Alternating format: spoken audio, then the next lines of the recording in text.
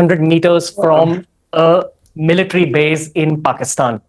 Said a Pakistani pilot was arrested and captured, which turned out to be a lie. But once the YouTube dollars come in, maybe fact goes out of the window. So let's talk about facts. Narendra Modi was involved in this. Let's talk about. He's had BJP people on his podcast. I'm not talking about the state in general. I'm talking about Ranveer Alabadia specifically. I've now figured out why he's called Beer Biceps, because what he said sounds like the most drunk shit I've heard in my life. This is what the Bin Laden papers were not released by the DGISPR by Pakistan. They were released by the American intelligence. 470,000 papers, which a book was written by Nellie Lahoud, which clearly states that Osama bin Laden was trying to hide from the Pakistani intelligence. What you're pointing out with Osama bin Laden hang on.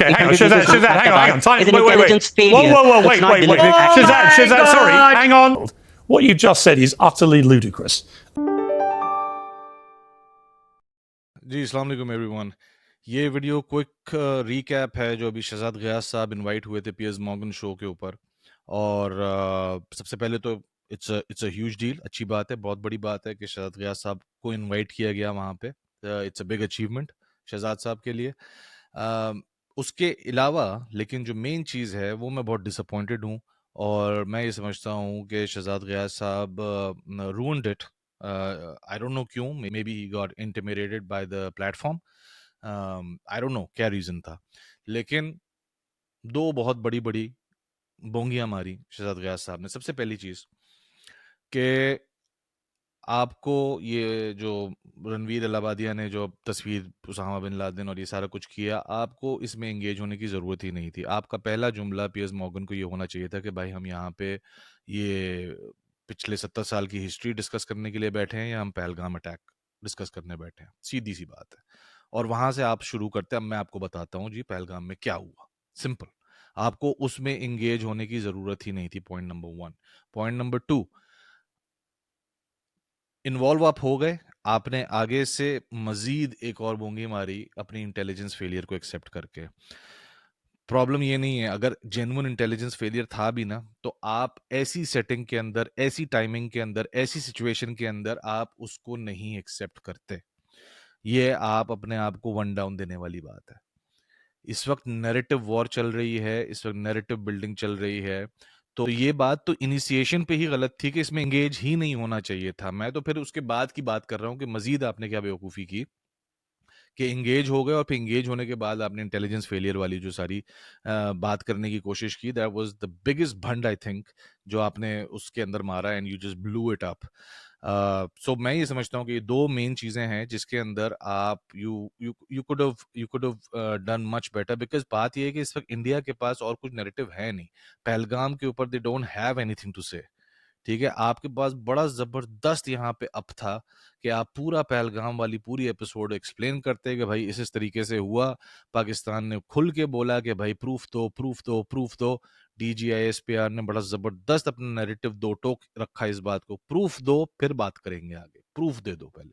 ठीक है, जो कि आज तक नहीं आया। तो ये पाकिस्तान के पास इतना बड़ा अप है इस वक्त, इतना सॉलिड रीजन है इस वक्त अपना आर्गुमेंट पुट अप करने के लिए इंटरनेशनल कम्युनिटी के अंदर।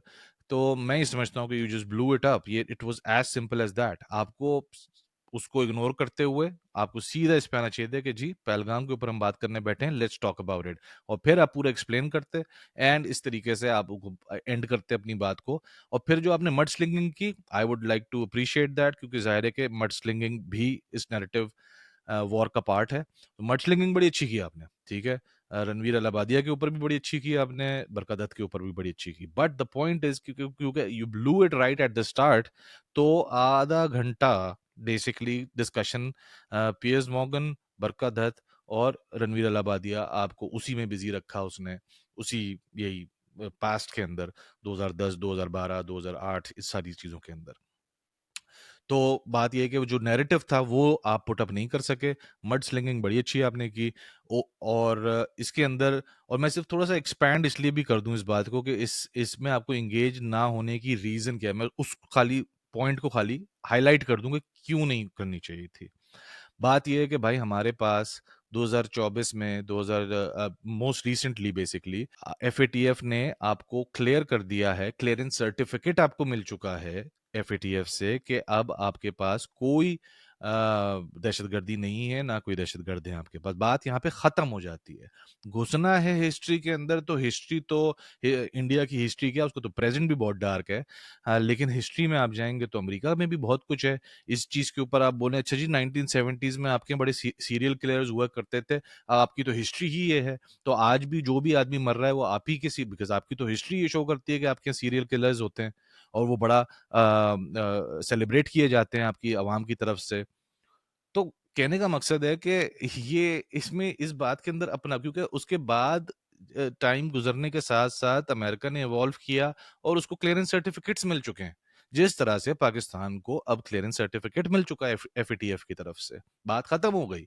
अब 2023 में भी क्या हुआ उसका भी कोई ताल्लुक नहीं है इस बात से, किसी भी चीज से, बिकॉज उसके बाद आपको क्लियरेंस सर्टिफिकेट मिल चुका है। It's as simple as that.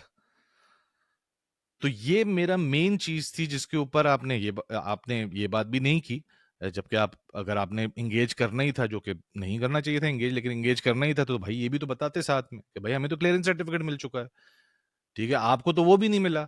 आपका तो as latest as Jaffar Express आप टेररिज्म के अंदर इन्वॉल्व है इंडिया। तो अजीब सी बात है यार। इट्स मैं बड़ा डिसअपॉइंट इस बात से हुआ कि आपने नैरेटिव देखो, मड स्लिंगिंग बड़ी टाइट की है आपने, लेकिन मैं डिसअपॉइंट इस बात से हुआ कि जो दोनों रिप्रेजेंटेटिव्स थे पाकिस्तान साइड के, उन्होंने ये अपॉर्चुनिटी ब्लो कर दी।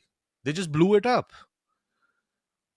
एंड इट्स वेरी डिसअपॉइंटिंग कि इतना सॉलिड हमारे पास, स्पेशली पहलगाम को अगर आप आइसोलेट करके पहलगाम पे स्टिक करते तो आपको इतना सॉलिड केस है, उसको कैसे ब्लो कर दिया आपने? किस तरह उनकी उसके अंदर, अब आई डोंट नो, आप शायद प्लेटफॉर्म से इंटिमिडेट हो गए या क्या हो गया शहजाद गयास साहब का, मुझे नहीं पता। मैं बिटवीन द टू मैं फिर भी समझता हूँ हिना रब्बानी खर फिर भी अ लिटिल बिट बेहतर थी, लेकिन Shahzad Ghayas just completely blew it narrative को पुट अप करने में। जिस तरह मैंने कहा मड स्लिंगिंग बड़ी टाइट, बहुत जबरदस्त किया आपने, लेकिन again that should have been and is actually a side note. Main चीज तो आर्गुमेंट आपको रखना था यहाँ पे।